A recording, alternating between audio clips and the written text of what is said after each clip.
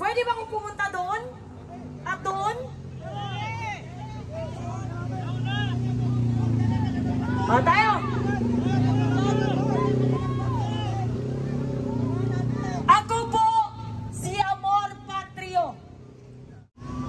Unang-una sa lahat, gusto ko na kayong suburin.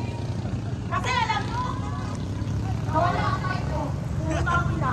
Dito lang tayo. Balik! Yung performance or speech natin ngayon ay kagaya ng performance ng mga representatives ng mga magnanakaw sa Kongreso. Meron? Wala? Minsan meron? Pero sa lahat ng araw, kadalasan, wala. Okay? Kailan pa natin babaguhin ang sistema na ang mga taong ito ang kinakain nila, ang mga sasakyan nila, ang mga bahay nila, ang mga pinapaaral nila sa kanilang mga nepo babies, ang ipinibili nila ng mga jewelry sa kanilang mga nepo mistresses ay galing sa taxes, dugo at buhay ng mga Pilipino. Ayokong magmakaawa na maawa naman kayo sa mga Pilipino. Kasi alam ko, wala kayong awa. I don't even think that you are a person. I think you are an evil trying to govern the Filipino people. Ganon kayo. So I would not say, please resign. Ito ang tandaan nyo. Habang nakikiusap pa kami, bumaba kayo. Dahil sooner rather than later, mind you, hindi na kami makikiusap. Hindi na namin kayo sasabihan. Kakalad ka rin kung kakalad ka rin. Bababuyin kung bababuyin. Bakit? In this generation, we are millennials. We do mirroring. Kung ano yung energy, kung ano yung serbisyo, kung ano yung trato na binibigay nyo sa amin, yan din ang ibabalik namin sa'yo. We are the fucking millennials and we are like that. Sa mga po dyan sa Kongreso, huwag nyong hintayin na ang galit ng taong bayan ay aabot sa sukdulan. Because I'm telling you, I am an ordinary private citizen. But with the amount of rage and anger na pili ko ngayon, I cannot promise I will be a decent person when the time comes. That I can promise you. I cannot promise na kapag aabot sa sukdulan ang kakapalan ng mukha nyo, ang kakapalan ng mga pagmumukha nyo, ang pagkawalang pagka-nonchalant. My God! You are not a fucking Gen Z to be a nonchalant person. Mga matatanda na kayo dyan! Except, of course, for Kiko Barzaga. Shout out to Kiko Barzaga.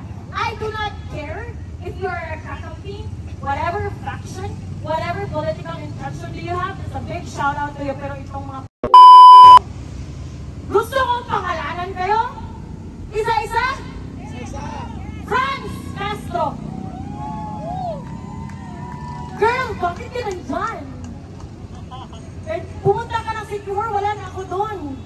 Nakikipagkamay ka daw sa Sikihor. Sana nandun ako nung pumunta ka doon. Ngayon, I'm here. Let's go and eyeball Franz Castro. Franz fucking Castro. Tapos sasabihin mo naman, hindi disente ang babae niyan. Napakatabi ng bibig. You know, napaka-immoral, napaka-indecent na babae. Yes, I'm just giving you the fucking energy that you are giving to the Filipino people. You do not deserve an ounce of respect. Zero respect. Kasi, girl, mukha mo palang hindi naka-respeto. Wala kang moralidad. Hindi ko nga narinig. Ano bang ginawa mo sa Kongreso? Bobo ka na nga. Underperforming ka na nga. Hindi ka pa maganda, girl. You're not pretty. You're bobo. And you're sabi niyo naman red tagging. So I'm not gonna go into that topic. Alright? Kasi ang hilig-hilig. Akala mo, gusto ko ipatawag sa tuwan ko. I wanna care. I wanna face you fucking idiots. I wanna face you. Para sabihin ko sa pagmumukha nyo na hindi kami natutuwa sa I understand our feelings, our perception, our opinion does not matter to you. And I know, kasi wala naman kayong ibang gusto, pangarap, at gawain sa araw-araw, kundi ang magnakaw. We are minimum wage earners. Pero feel ko, I'm so fucking rich. Kasi, sponsored ko yung mga lifestyle nyo. Sponsored ko yung mga sasakyan nyo. I'm so proud of myself. I'm a fucking independent woman because I am sponsoring Franz Castro. I am sponsoring Benny Abante. I am sponsoring Martin Romualdez. I am not just sponsoring these fucking politicians, but I'm also sponsoring their relatives, their nepo wives, their nepo babies, and their nepo mistresses. Sana maging South Korea tayo. Just a little bit. Konti lang. Konti lang. Sana maging South Koreans ang mga Pilipino. Kung saan hindi tinotolerate ng mga gay netizens ang mga leader, ang mga public personality na may mga scandal. You know? Pupunta ka sa bundok, mag-kidnap ka ng mga bata, tapos uupo ka sa House of Congress as if you're the most moral person in the Philippines. Fuck you do not deserve an ounce of respect, Franz Castro. Benny Abante, let me tell you a story. I went viral on TikTok. I was tagging you. I was hoping you would know this. But who am I? I am a nobody. I am a fucking nobody. But here I am now, all the way from Cebu. I just got here today. Because I want to say it to you. Alam ko, nakikinig ka! Mo, umalis ka sa simbahan dahil ikaw ay isang demonyo. Filipinos, I'm asking you, please, let's have a standard. Let's have the qualifications. Especially for these public officials who run for a public office to serve the public. That statement itself, it should tell you one thing. We, the Filipino people, we are the employers.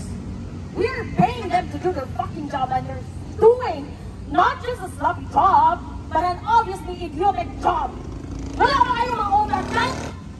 Bakit kayo nasa Kongreso kung saan ang trabaho nyo is to create, amend, modify, and enforce law? Kung kayo mismo linalabag, inaabuso nyo ang batas. The audacity! The audacity! Mga lumabas kayo! Harapin nyo kami! Harapin nyo kami! Huwag nyong hintayin. Dahil sinasabi ko sa inyo, I am coming from a private life. I am coming in Manila as a private person, as a nobody, right? Nobody knows me.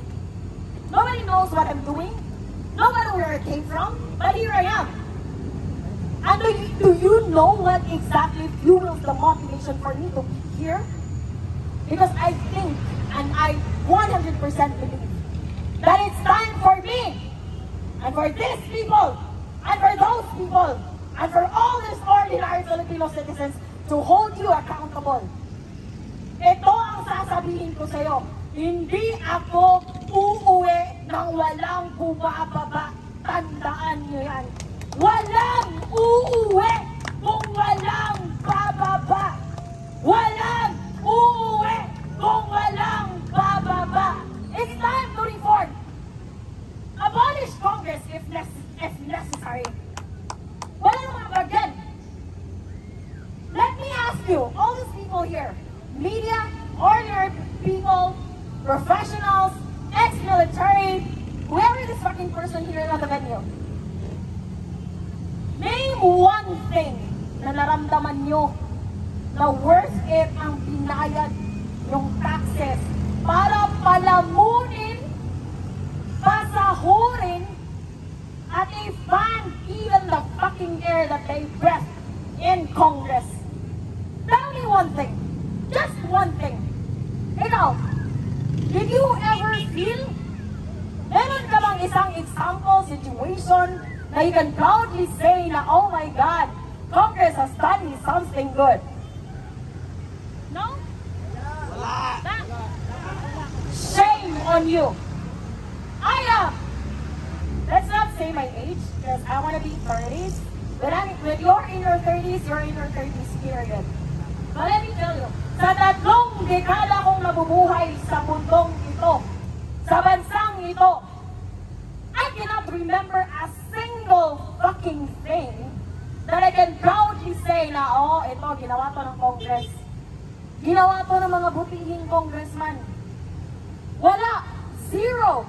And then, magnanakaw ba kayo? Pinapalamon na nga kayo. Makinig kayo!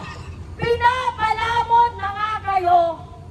Pinapasahuran pa kayo.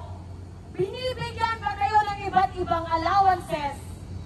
Kahit simpleng pagtrabaho dyan, hindi nyo pa magawa. Kung magnanakaw